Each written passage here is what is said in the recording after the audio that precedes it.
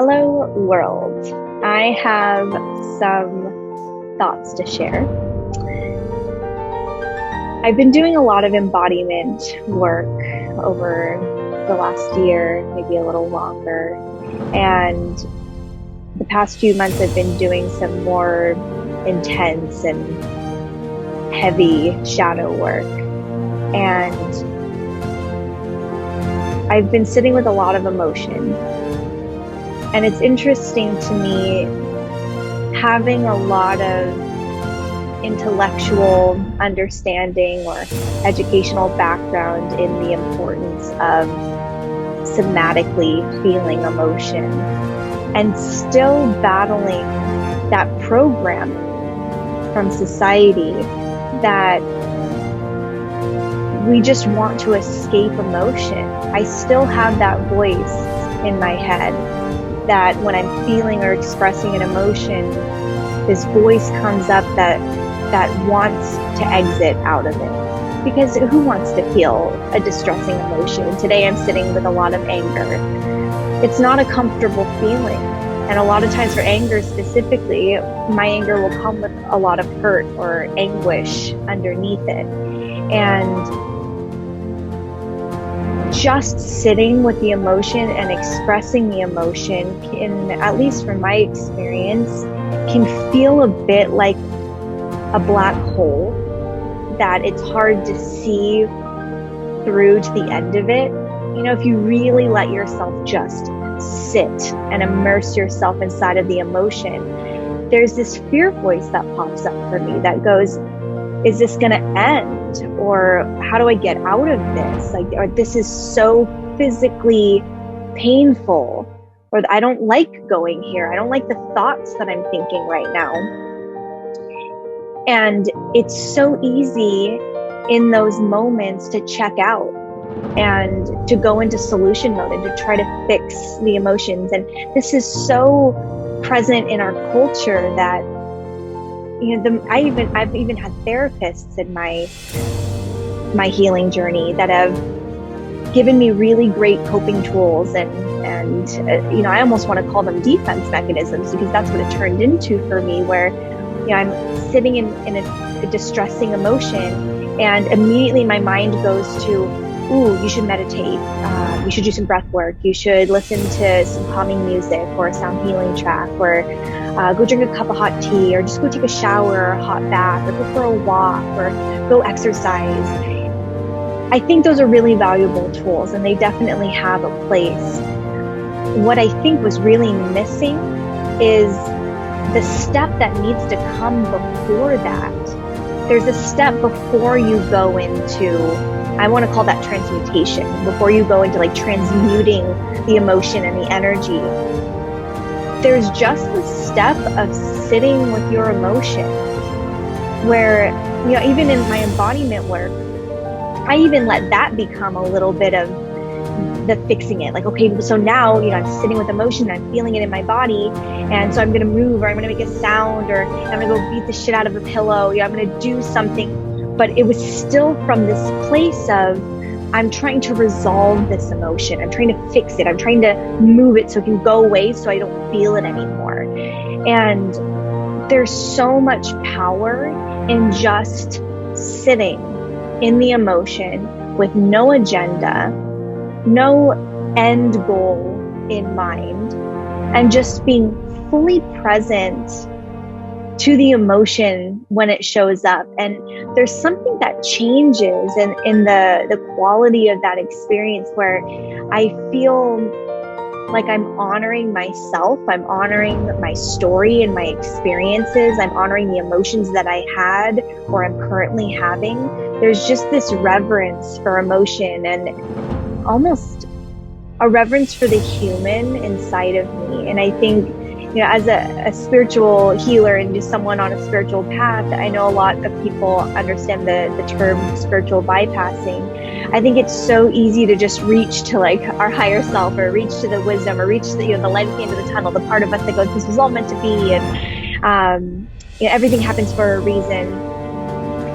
I think we rob ourselves of really completing that process. And I'm looking back at the last decade of my life and realizing how much I thought I had healed, whatever healed means. I really thought that I had healed, but I didn't sit with my emotion long enough. I felt the emotion, but I moved to the healthier narrative too fast. And now I'm left, 10 years later going like, holy shit, there's still so much charged emotion and energy around these traumatic experiences that I've had. And it's quite surprising, honestly. It really brings so much understanding to me of what it means to have, mind, body, and spirit, that our body has its own consciousness. And for those of you who've heard of like the trauma shape or trauma release techniques, when I go into these deeper wounds from my past, my body starts involuntarily moving, like shaking or tremoring, or I can feel it purging the trauma and the energy. It's metabolizing the emotion that didn't metabolize back then because I wasn't actually sitting with the emotion. I was trying to move to the solution too quickly. So I see it now as almost an honoring of the body, that when you go through a traumatic experience, it's not just you as your mind that's experiencing that. It's, yes, your mind is having an experience, but the experience your mind is having is just the narrative of what happened.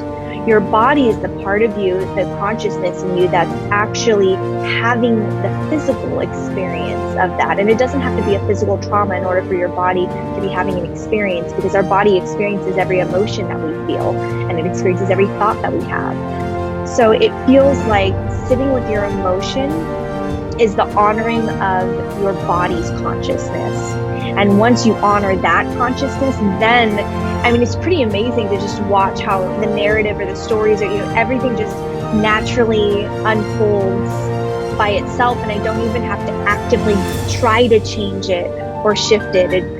There's some magic in just truly honoring body consciousness and releasing trauma on a physical level. And it's hard, but getting your mind out of that process,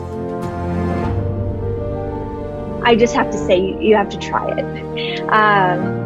It's been a pretty mind-blowing experience, and it's wild to look back and see how much I thought that I was feeling, and realizing that there's probably infinite depths to feeling that I haven't even touched yet. And